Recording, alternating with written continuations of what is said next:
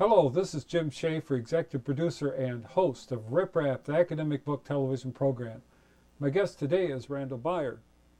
Today we'll be enjoying our annual ritual of discussing the various books that Rip Rap has received recently, but that we couldn't quite arrange an interview for one reason or another. Welcome again to Rip Rap. Yet again, it's fun to be here. That's I'm always intrigued by what you're going to give me to take a look at. I've had a few quick peeks, but it's always intriguing. Well, this is more like, as we've talked about, the La Posterie from Paris, where we go through a bunch of stuff. But this one... Throw them out off the table at the end of it. Stacks and so forth. But, a really huge issue that's becoming more and more urgent is the issue of faculty. And Mary Bogan, who was the General Secretary of the American Association of University Professors, wrote this wonderful book, Whatever Happened to the Faculty, Drift and Decision in Higher Education. And so I thought maybe we'd like to talk about that some because it's a huge issue. You have the dynamics of the faculty who are now referred to, part-time faculty now referred to as term faculty, and I think the whole system contingent faculty. Yeah, all of those terms indicating someone who's somewhat less than full-time or tenured, and often more numerous. The numbers of, she uses the term contingent in the book, the numbers are growing. And also the issue that I know she touches on is the whole issue of what's called governance, that is the input that the faculty has into running an institution, not in terms of all administration, but to weigh in on the effect of all kinds of decisions on the classroom, which is really the sort of core operation of any university or college. So it's a very articulate study, and I thought it was really helpful because she, not only because of her position with the AAUP, but also she's was a professor of English at Indiana Bloomington. And so it's a very articulate study, and I enjoyed that. But it is an issue that we need to take a look at, and she had some very intimate and up-close involvement with it. And it's very serious because in terms of the academic community, there's more and more stresses now that are starting to happen in terms of the governance and the shaping of the academic community. Right. And what role is the faculty going to play in that? She talks about things like, in a sense, the faculty taking back their power, or she might not use power, but taking back responsibility. In other words, being more present in the classroom, tenured faculty, or having much more input into daily decisions, and things that in some ways faculty have relinquished. I think that's part of her argument. When you're torn between wanting to do in a major research institution of doing the research or teaching. Right. Right, you're pulled in. And also we're encouraging a lot of graduate students with the expectation that perhaps, they'll get a position. There's a lot of turnover. There's a lot of, typically 5, 6, 7 years in one-year positions before one sort of lands into a full tenure track type job. That's very typical. And there's an enormous number of adjunct professors, contingent faculty, who are the result of this. So she recommends cutting back some the better programs, having a fixed limit of graduates, and not sort of accepting so many students in the first place. But also that the faculty themselves need to get more involved, really, essentially. Well, and I got the idea that the key word in her title, so the next part of the title was drift. Drift. In other words, is this something that happens as we just kind of float along, or is it something that's a decision where it's a deliberate, reflective act of decision, of deliberate selection about what's going to happen? Right. And I think that's one of the things that a lot of faculty are really concerned about. Right. Are they going to be involved with this? Can we shape this together of what's going to happen? Yeah, that's a good point. The general public, the accreditation agencies, there is a drift in many ways. The general public, of course, does not know, in general, the difference between tenured and untenured, or adjunct, part-time, and full-time, and the responsibilities that involves, the service responsibilities, the research responsibilities that involves. And likewise, accreditation agencies. institutions are not forcing colleges now to rely on tenure faculty. In other words, adjunct faculty are accepted. The higher rates of adjunct faculty are teaching. Well, it And I almost mean, seems, yeah, it almost seems like the thing about having tenure faculty is somehow that this gives them a sense of privilege, and so they never have to really change their lectures and all that. But that begs the question. Yeah, of it does. Yeah. what it do really you does. do to give an established place for those who have earned it and deserved, and still are interested in contributing to the academic community? Yeah. It has huge implications that, like I said, a lot of people haven't thought about. But I thought it was It's very a timely wonderful. book, definitely timely book. Yeah. There was another one I ran across called Feeling Like a Kid, Childhood and Children's Literature by Yeah. Jerry Griswold. This is a real delight. It is an absolute delight, and I thought it was wonderful because it shows how academic literature and a reflective thing doesn't have to be pompous. Mm-hmm. And it's very nicely done about looking at children, but the primary thing is looking at children's literature from the viewpoint of the child. Right. It does very much. Yeah. And I like that's that about just it. wonderful, and it kind of condenses it down. Yeah, I like what you're saying. In fact, he has these wonderful themes. He takes 5 basic themes of being a child and translates that into the literary, trope or whatever, the literary analog. Snugness, scariness, smallness, lightness, and aliveness. And it's really nice. And that's how the child Right, approaches literature. exactly. Is And this a scary he talks thing? about these iconic books Yeah. that sort of represent these essential qualities to And us. it's very elegantly written. I mean, it's really a joy It's to nice. take a look at. And I think that everyone who's teaching children's literature, involved with it, librarians and so forth, really ought to get this book. Contains the classic iconic pictures of Robert Louis Stevenson, Maurice Sendak, Peter Pan, the original illustrations of Peter Pan, Wind in the Willows. Really has those. You get through here and you really see how literature is sort of captured. Well, I also that, liked it because it pointed out the that time. larger connotations there are in the child's mind.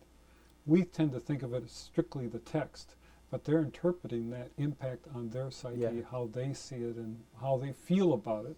And I think that feeling part of it is very, very important. Yeah, that's really true. And that kind of works into this. It's the National Writing Project's coming out with this thing with Writing for Change. I see. In this day and age of standardized testing and No Child Left Behind, I happen to think that the National Writing Project, and I have to confess I'm a member of the Eastern Michigan Writing Project, I think they really have a good take on this in Mm-hmm. terms of looking at writing as process. Mm-hmm. But we just couldn't get an interview set up for this, but I like the approach. I like this thing that in these days you can't teach writing by standardized methods. You have to work with a student, figure out what kinds of dynamics are not working for them, and then help them negotiate around whatever is representing an Right. obstacle. And it really comes from their personal story, doesn't it?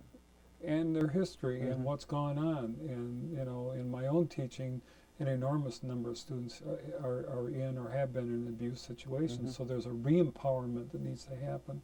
But I think it's working with students in to re-empower them and make them, allow them to feel good about the writing.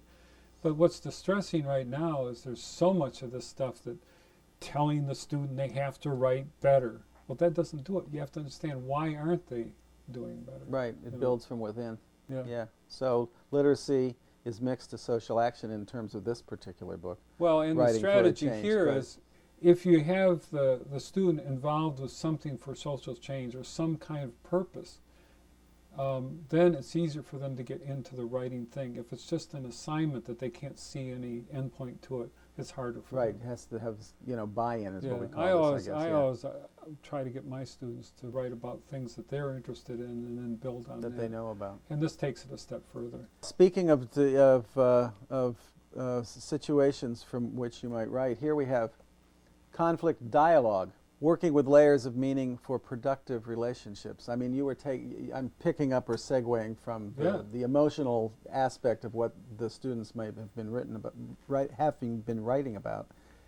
Well, this might is have a been read major about. major element in my own research because this is a magnificent book, and I still want to try to arrange an interview with the author, Peter Kellett, Kellett. and this is published by Sage Press. Right, but it's wonderful because there's so much conflict going on right now, including the academic community, like we were talking about the faculty before.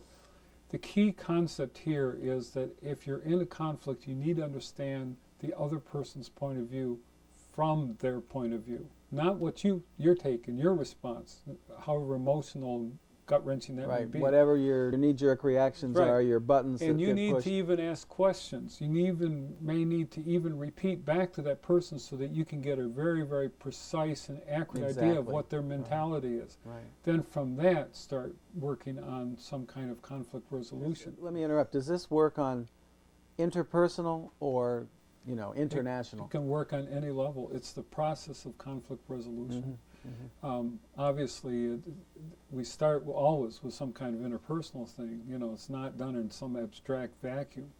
But I'm actually looking at a book project myself, looking at conflict resolution in academic community, and using this as one of the primary structures and frameworks and contexts they have that happen within, because it's so important. And it can work in interpersonal, husband-wife, Sure.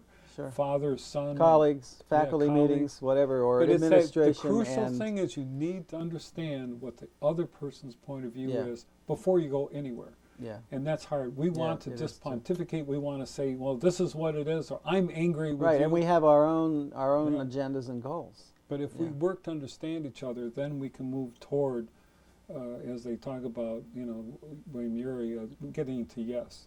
What can we right, do? Right. Well, now we'll take a little turn here. Well, this book about the games presidents play. You sure it's just not about golf? No, it's not just about golf. Actually, it's by John Sale Watterson, and it's about golf, Being baseball. facetious, right? But from time to time with Rip Rap, we've taken things, and there's associated connotations, shall we say.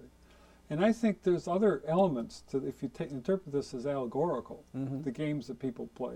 There is this also element that kind of nudges us in terms of what do you report as weapons of mass destruction. Yes, right. What kinds of gamesmanship are presidents doing with American people? Right. But I like this because a lot of people don't realize just how profound, because the mentality of the American people is that you get some kind of credibility that if you like sports, and so that throwing out the first pitch of the season or being at significant baseball or football games is all part of the scene. So. It's definitely a metaphor and a symbol, and it definitely works. I mean, you look at how much mascots, sport teams, colors, how much of that is sort of built in. And I remember growing up outside D.C., so every different administration had some kind of new sports identity.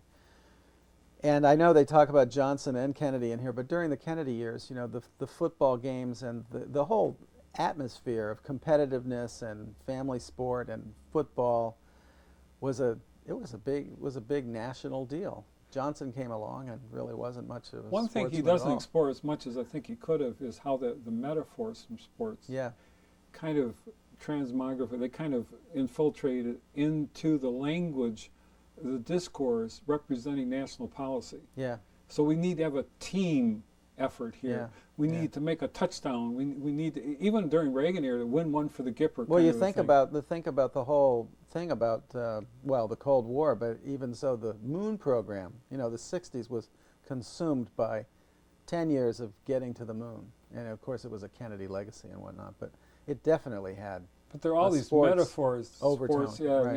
Interesting. Winning touchdowns, making points, all exactly, that stuff. Right. This was kind of a nice one.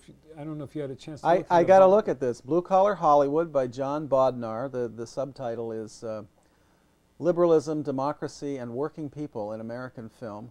A great cover of this iconic American family during World War II time, I guess, with the bombers going off, the productive factory workers sending off our war machine in obviously World War II, the positive, necessary thing to overcome tyranny in Europe.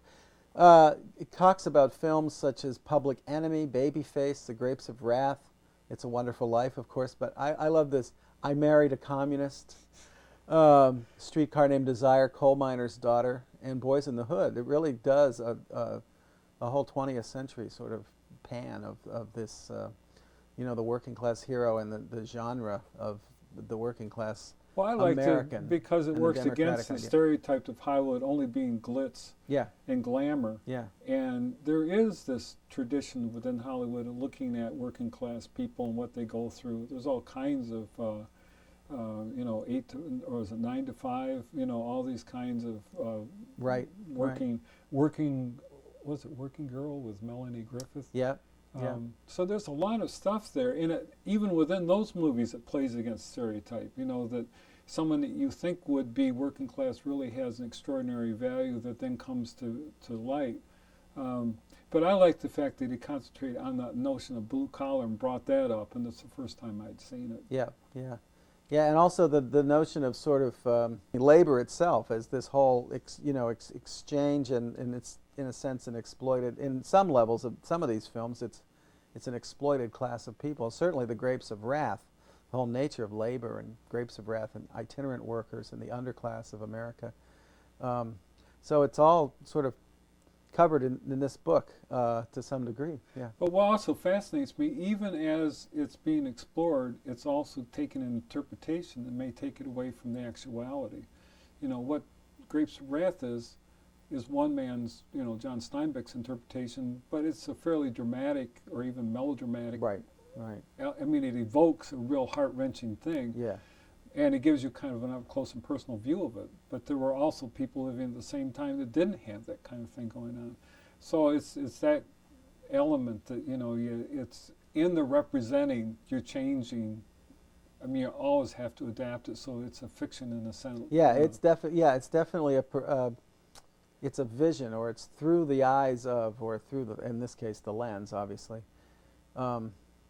To sort of interpret but the other thing and that convince you. The one thing that bothers me is once you start looking at something in terms of the stereotype, and there's a whole stereotype about what blue collar is, you're starting to lose the tangibility, the detail, the fabric and density of what life is, which is far more complex. Right, right. I've never met anybody who is truly blue collar. Blue collar. Or they talk about Well, trailer trash or right. anything like that. The companion book to this would be the same kind of title with television.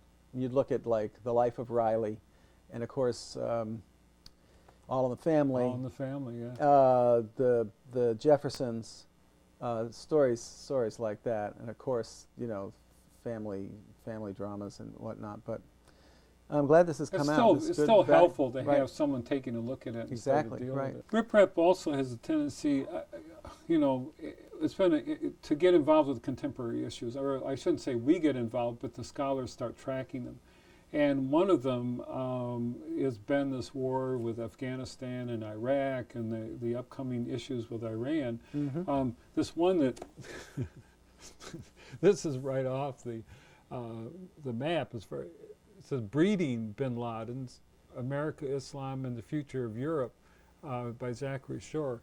That really puts an edge on this whole thing about Wow. who is Osama bin Laden. There recently was a New Yorker article claiming that the early stuff that Osama bin Laden was doing was actually helpful to the political aspirations of those in this country. Mm-hmm. Well, there's been such a contact between the Bush family or those who have been in political power for the past 20 years and the bin Laden family in Saudi Arabia, of course. That's obviously well known. But the theme here seems to be our relationship to Islam can be, in a sense, and the situation of Islam in Europe could in fact be building and creating not what one I like but is many. as It's not scholars just a start figurehead. exploring an issue, they start laying it open, and then we can see things over Mm. time that we Mhm. didn't see in the moment.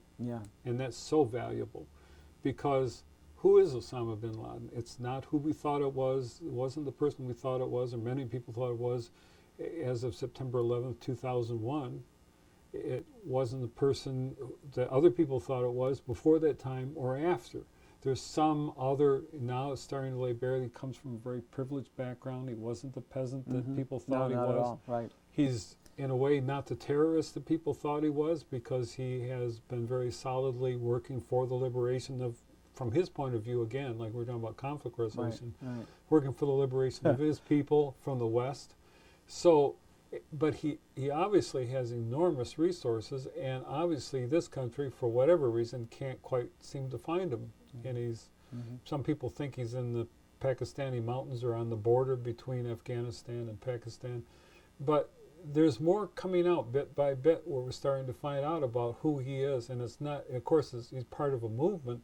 So it isn't just cutting off the head of the monster. Right. It's who are these people who are so aggressively pursuing, what their thing is. Yeah. Right. And as we talk here with the war in Iraq, it's turning into an absolute disaster where people are being blown up left and right in markets. And today there was one at Police Academy. I mean, and there was that one where there was 200. There were bombs that went off simultaneously or pretty quickly. Close to each other, within, in time. within a half an hour that killed 200 people. And that's just an extraordinary thing. But what's driving them? That leads us to these next two book, books. yeah. Iraq, The Logic of Withdrawal by Anthony Arnove, and a foreword by Howard Zinn. This is from the American Empire Project. And this is justifying and presenting a case for the practicality as well as the ethical, the moral need to withdraw from Iraq. Well, Howard Zinn is a famous person who works for peace issues, peace studies. And there are, just after the election this past November, people are starting to say, well, that indicated American people were disgusted with, or upset and distraught over what was happening in Iraq. My personal concern is, I think that's not the entire issue, that we're so far into that very complex country that has such challenging geography, it will take us a long time to get out. And during the time, from the point, we're almost at a point where we may decide, when the Democrats get in, to withdraw. Well, from the point we say we're going to withdraw, we're sitting ducks. We're sitting ducks. We don't have the capacity to get out of there quick enough. Right. So anyway, we'll see what happens. But yeah, there's been a logic building, but people are starting to look at the dynamics of what's been going on there. And this book by Anthony Arnove is one of those studies that's happening about, what is happening with Iraq. I mean, we went in with the idea of establishing democracy, and what we may have done is unstabilize the country so much that it's erupted into essentially the three ethnic groups, the Kurds, the Sunnis, and the Shiites, to where now even people in Iraq don't know if it can come back together again. Yeah, I'm sure just that's exactly heart-wrenching to see what's going on there. And that leads well, speaking of the flames of disaster in the Middle East, Hidden Iran, Paradox and Power in the Islamic Republic by Ray Takei. Well, what's interesting is the Time magazine almost had the head of Iran as the man of the year. Did you know that? No. Yeah. It wouldn't surprise me in a sense because he's played a very clever game. Right. He has been the absolute bane of all the powers in the West. Yeah. And this whole thing, the subtitle is Paradox and Power in the Islamic Republic, but it's not only Iran, it's Iran within that region. And he's played his cards very cleverly, and they're giving huge amounts of money. Regionally, very powerful. Well, they're funding Hezbollah, in Lebanon. Yeah. Hezbollah, I don't know if you're aware of this, has been going back and repairing all the houses destroyed by the Israeli bombers.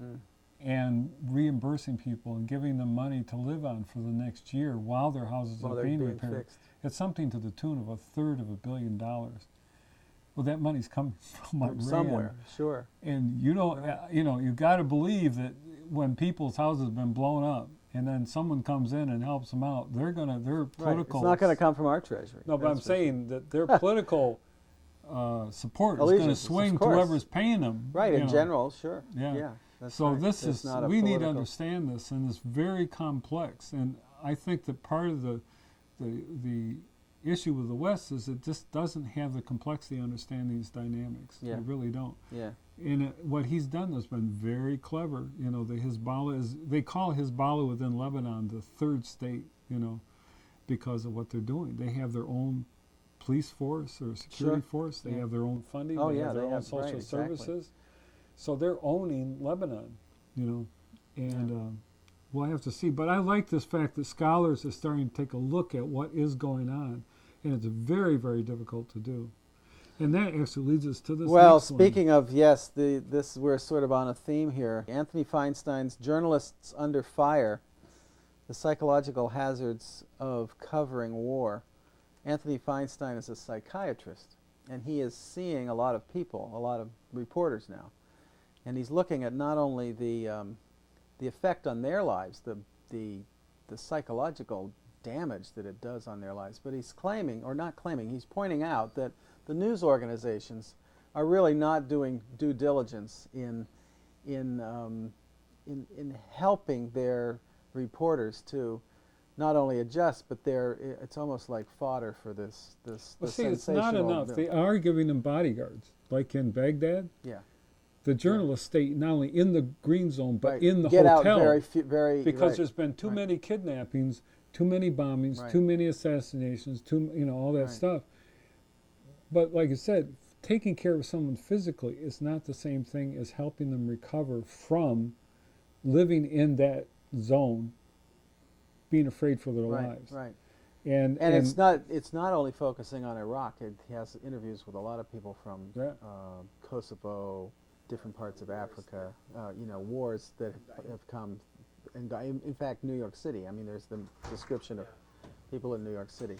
The overall view of the news organizations is really not positive in this book. I mean, but he's looking at the whole picture. Well, there's a frustration I think that's going on. On one hand, the news organizations are getting more and more stressed, particularly network news. Yeah. It's costing more and more money to station people around the world, and more pressure in order to produce these reports and do it faster.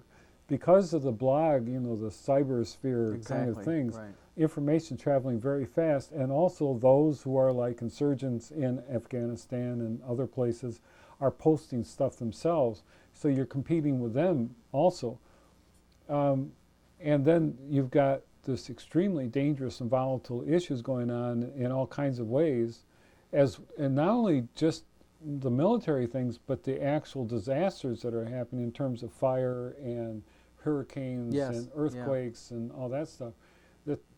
This is a real problem. Yeah. And I also seen some recent reports where they're interviewing the journalists who are in these areas. They're really in a state of shock. So that's our... We got through them. Yeah, we got through all of them Yeah, that time. fantastic. So thank you for being on Rip Up again. Oh, it's always my pleasure, and always a surprise.